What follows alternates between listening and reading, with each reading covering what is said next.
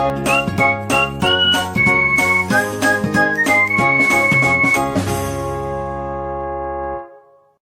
And welcome to bouncing knowledge. Web designing series की इस video tutorial series में हम HTML5 टॉपिक पर डिस्कशन करने वाले हैं। स्वागत है आपका HTML5 के ट्यूटोरियल सीरीज़ में। आज के सेशन में हम जिन टॉपिक्स पे डिस्कशन करने वाले हैं उसमें सबसे पहले नंबर पे जो टॉपिक आता है वो है व्हाट इज़ HTML। फिर हम बात करेंगे HTML की हिस्ट्री और लास्ट हम बात करेंगे HTML की वर्किंग कैसे होती है, हम HTML को कैसे यूज़ करते हैं। तो चलिए इस सीरीज़ के इस वीडियो को शुरू करते हैं। सबसे पहला क्वेश्चन जो हमारे माइंड में आता है कि HTML क्या है, तो इसकी अगर हम फुल फॉर्म की बात करें तो हाइपरटेक्स्ट मार्कअप लैंग्वेज हम इसको कहते हैं।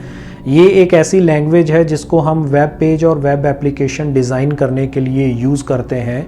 ये HTML एक बेस लैंग्वेज है जिसको हम अधिकतर या ये कहें कि ऑलमोस्ट सभी वेबसाइट्स में एज ए बेस लैंग्वेज इसको यूज़ किया जाता है। इसमें लिखे हुए कोड को हम इम्प्लीमेंट करते हैं अपने वेब पेजेस और उसे फुली फंक्शनल बनाने के लिए हम इस लैंग्वेज का यूज़ करते हैं। नेक्स्ट क्वेश्चन जो हमारे माइंड में आता है वो है कि HTML की हिस्ट्री क्या है।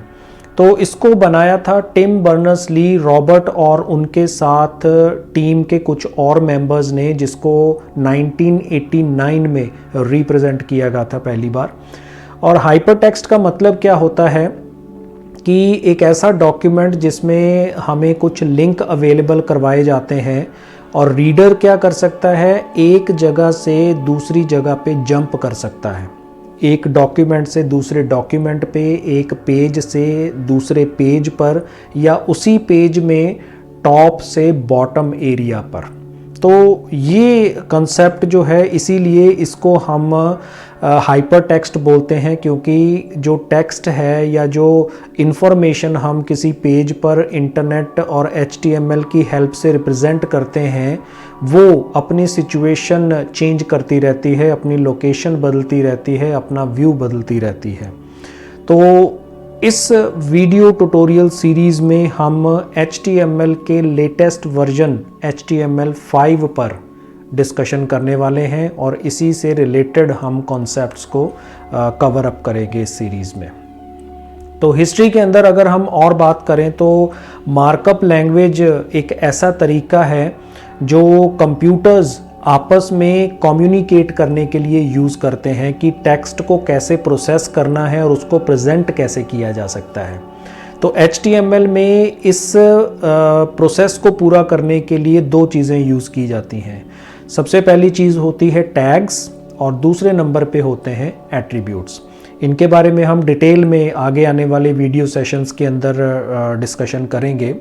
तो HTML को हम यूज़ कैसे करते हैं, तो इसके लिए अगर हम सबसे पहले बात करते हैं सबसे पॉपुलर विंडोज़ ऑपरेटिंग सिस्टम की, तो उसमें हमें एक टेक्स्ट एडिटर की ज़रूरत होती है जो कि हमें डिफ़ॉल्ट नोटपैड अवेलेबल करवाया जाता है। दूसरे नंबर पे हमें आउटपुट देखने के लिए वेब ब्राउज़र की ज़रूरत होती है जो हमें इंटरनेट एक्सप्लोरर, और अगर हम विंडोज़ 10 ऑपरेटिंग सिस्टम की बात करें तो उसमें माइक्रोसॉफ्ट एज ब्राउज़र जो है वो अवेलेबल है। हम उसका यूज़ करके अपने HTML कोड के आउटपुट को देख सकते हैं। इसी तरह से अगर हम बात करते हैं ऑपरेटिंग सिस्टम उबंटू की, उबंटू ऑपरेटिंग सिस्टम के अंदर जो टेक्स्ट एडिटर है वो Gedit के नाम से अवेलेबल है, जो उसका डिफ़ॉल्ट एडिटर है जिसमें हम अपना कोड लिख सकते हैं। और वेब ब्राउज़र जो हम आउटपुट देखने के लिए यूज़ करेंगे उबंटू ऑपरेटिंग सिस्टम में वो है मोज़िला फायरफॉक्स। तो हम इसका यूज़ कर सकते हैं अपना आउटपुट देखने के लिए। और तीसरा ऑपरेटिंग सिस्टम जो हम यूज़ करेंगे वो है मैक ऑपरेटिंग सिस्टम, जिसको हम यूज़ करते हैं मोस्टली यूज़र्स इन पे काम करते हैं, मैकबुक पे काम करते हैं। तो उनके लिए जो टेक्स्ट एडिटर डिफ़ॉल्ट होता है वो है टेक्स्ट एडिट, और उनके ऑपरेटिंग सिस्टम में जो डिफ़ॉल्ट ब्राउज़र होता है वो है सफारी। अब ऐसा नहीं है कि हमने ये जो तीनों ऑपरेटिंग सिस्टम यूज़ किए हैं तो हमें इन्हीं ब्राउज़र्स का यूज़ करना है या इन्हीं टेक्स्ट एडिटर्स का यूज़ करना है। ये हम जो बात कर रहे थे ये डिफ़ॉल्ट की बात कर रहे थे कि आपको एडिशनली कोई स्पेशल सॉफ्टवेयर इंस्टॉल करने की ज़रूरत नहीं है। HTML पे काम करने के लिए, वर्किंग करने के लिए आपको एडिशनल कोई भी सॉफ्टवेयर इंस्टॉल करने की ज़रूरत नहीं है। ये हमें अपने ऑपरेटिंग सिस्टम में बाय डिफ़ॉल्ट इन दोनों एप्लीकेशंस की हेल्प से हम अपना HTML का कोड बड़ी आसानी से एग्जीक्यूट कर सकते हैं। स्टैंड अलोन मशीन पर हम इस पे वर्किंग कर सकते हैं बिना किसी एडिशनल सॉफ्टवेयर्स को यूज़ किए।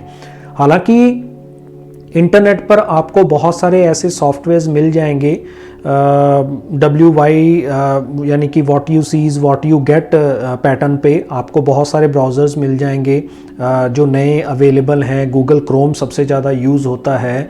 हम ओपेरा का यूज़ कर सकते हैं, मैक्सथॉन का यूज़ कर सकते हैं, या एडिशनली कोई और ब्राउज़र्स भी अगर अवेलेबल हैं तो हम उनका यूज़ भी कर सकते हैं। ये हमारे ऊपर डिपेंड करता है, हमारी चॉइस पे डिपेंड करता है कि हम किसके थ्रू अपना वर्क जो है वो करते हैं। तो ये सारी चीज़ें जो हैं इसके अंदर इंक्लूडेड रहती हैं। तो इस वीडियो में फ़िलहाल इतना ही। आई होप कि आपको आज के कॉन्सेप्ट्स जो 3 टॉपिक्स हमने डिस्कस किए थे वीडियो के स्टार्टिंग में, वो तीनों टॉपिक्स अच्छी तरह से क्लियर हो गए होंगे। अगर आप इस चैनल पर नए हैं तो प्लीज़ इस चैनल को सब्सक्राइब कर लीजिए ताकि हमारी तरफ से लोड होने वाले HTML ट्यूटोरियल और दूसरे ट्यूटोरियल्स आपसे मिस ना हो।